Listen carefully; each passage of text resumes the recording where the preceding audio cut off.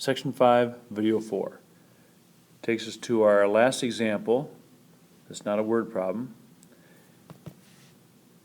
When we look at this one, it looks different because neither is solved for a variable. So this takes us to our core steps we had earlier. Our step one is to take one of the equations and solve for one of the variables. Now here's where you want to use some strategy as well. If you look at all the variables or terms, we have this one, 8x, we have negative 8x, we've got 3y, and we've got y. Now if I were to solve for one of these variables, I would recommend and make the observation that the letter that's most easily solved for, or easiest to solve for, would be this y. Because remember, if we solve for this one, at some point we're going to have to divide by 3, and you'd have some fractions. Not a good scenario. This one we'd also have to divide by a negative 8. We could also have fractions in our problem, and the same thing there. So if we can avoid fractions, we do ourselves a favor.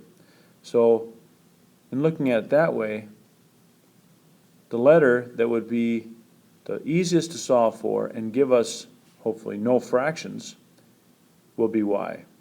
So if we solve that for y, we'd subtract 8x from both sides, and we would get y equals negative 8x plus 23.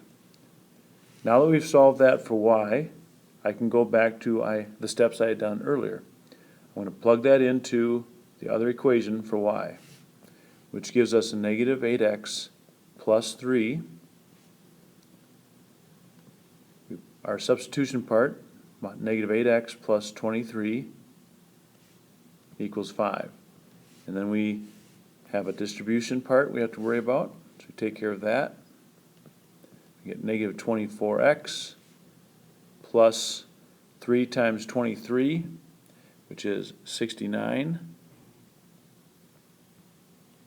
We have like terms, which gives us a negative 32x plus 69 equals 5. Subtract 69, and we get negative 64. Divide both sides by negative 32,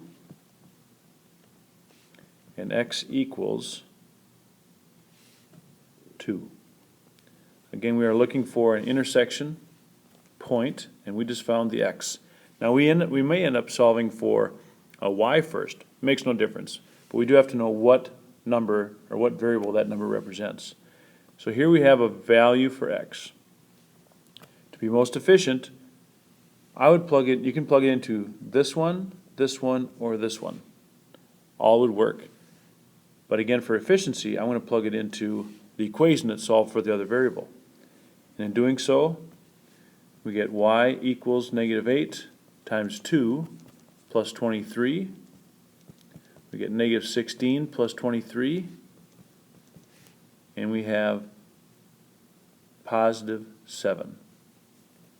So that is your y value of our coordinate where the two equations would intersect. And this ends section 5, video 4.